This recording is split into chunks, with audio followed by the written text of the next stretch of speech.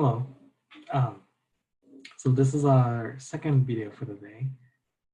Before we get to the next worksheet on classification of words, and then there's a paradox that kind of goes along with it.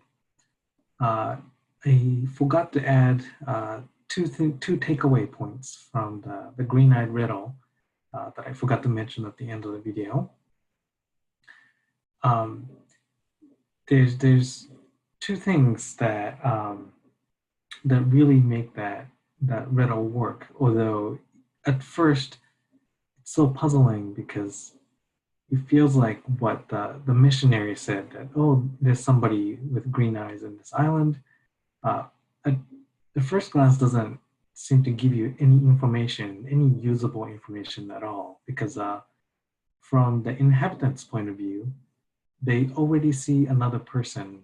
They, if there's more than one person with green eyes in the island, then they already know that there's somebody with green eyes on the island. So how could one person mentioning, oh, there's a person with green eyes, how could that contribute to their logical understanding?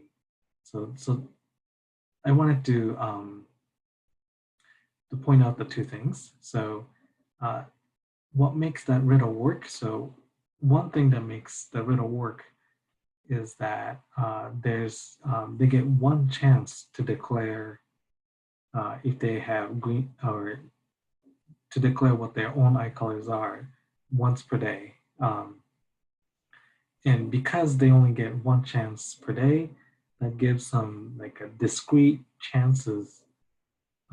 So once per day, they could declare if they think they know, or if they don't know, then you don't make the guess and then you wait until the next day. So that kind of steps in logical thinking actually helps in this situation, rather than you could declare at any point of the day, then it's hard to know when the other inhabitants know that there could be one more person with green eyes. So that's one thing, that there's a discrete chances where you can guess what your own eye color is. The second thing that makes it work is the idea of not the knowledge itself that there's people who have green eye color, but the fact that missionary declares to everyone makes it a common knowledge. So what common knowledge means is that not only that you know the thing that they're saying, that you know that everybody else also know the same thing. So by declaring that, oh, there's somebody with green eyes, actually make it a common knowledge. And from that point on, you can make step-by-step logical guess. So each night when you see that they didn't leave, you know that there has to be at least one more person with green eyes. Otherwise, they would have left already. So those are the two things that I wanted you to take away from it. Yeah, so logical steps and common knowledge. Anyways, let's move on to the next worksheet. It's not so, this next worksheet isn't so difficult, but I think it's kind of fun to work alongside. So let's jump to the worksheet. Okay. All right. So for this worksheet, I want to start with a definition. So we say a word is autological if it's directly related to its own meaning or definition, or if it's an example of its own word definition. So for example, if you are talking about the word tiny, the word tiny itself is tiny because there's only 4 letters, and most words are longer than that. So it is autological. It's an example of a tiny word. So tiny is an autological word. there are many words listed in the next section. What I want you to do is to consider each of these words separately and then see if you can work out if these words are example of itself or maybe it's not. For example, like maybe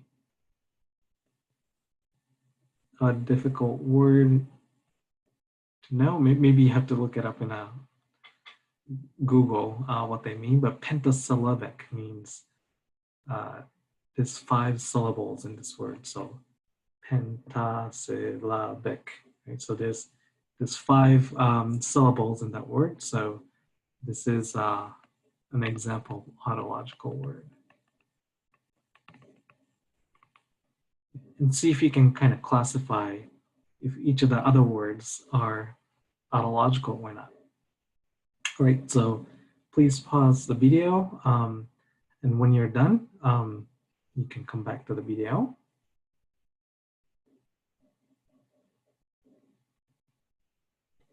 Okay. Once you have a list of autological word, try to come up with autological word that's not on the above list. So see if you can come up with a different word.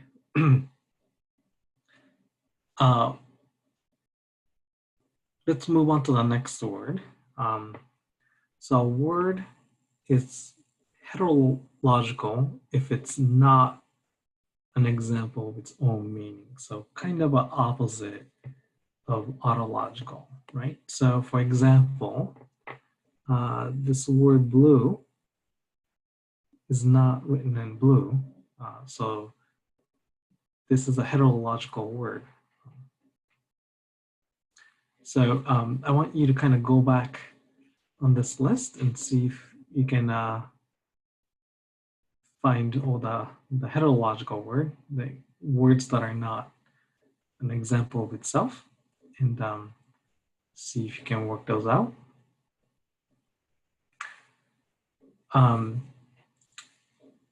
You can probably tell that anything that's not autological on this list is heterological. Okay, so once you work that out, I want you to consider this Grilling-Nelson paradox.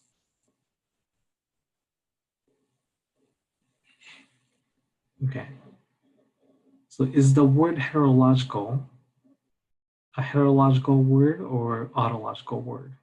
Right? So see if you can work out what if the word heterological is itself a heterological or not. Because it seems like if it is, then it should be autological instead. But if heterological is autological, then it should be heterological.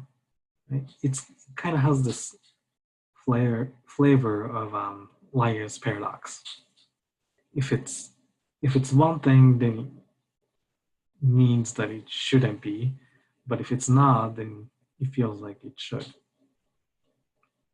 I want you to pause and maybe answer the 3 questions on this worksheet. And then please come back and we can kind of sum up how to resolve this paradox.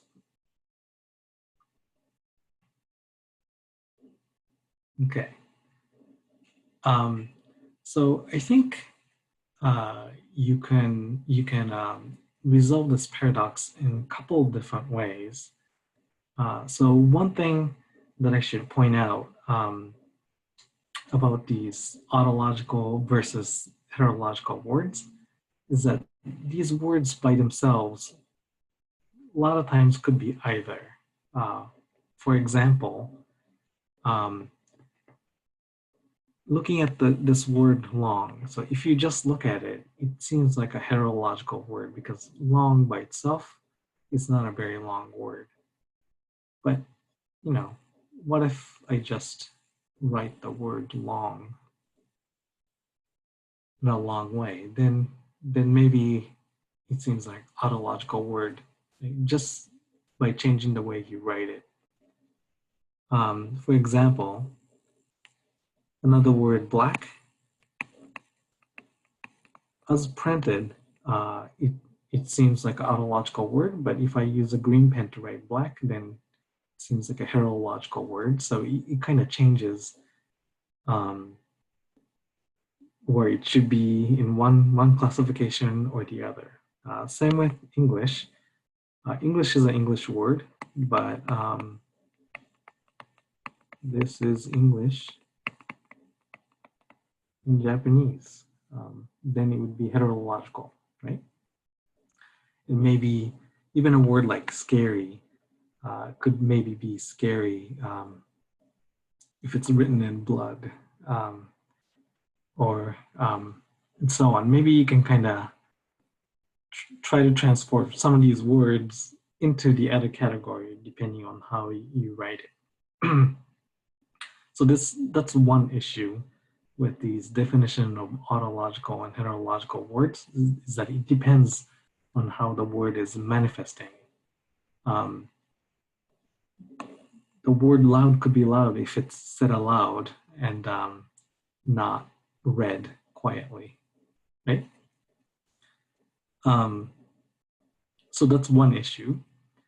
And a second issue, how you might be able to resolve this paradox is that the way this paradox is phrased makes it sound like there's only two choices.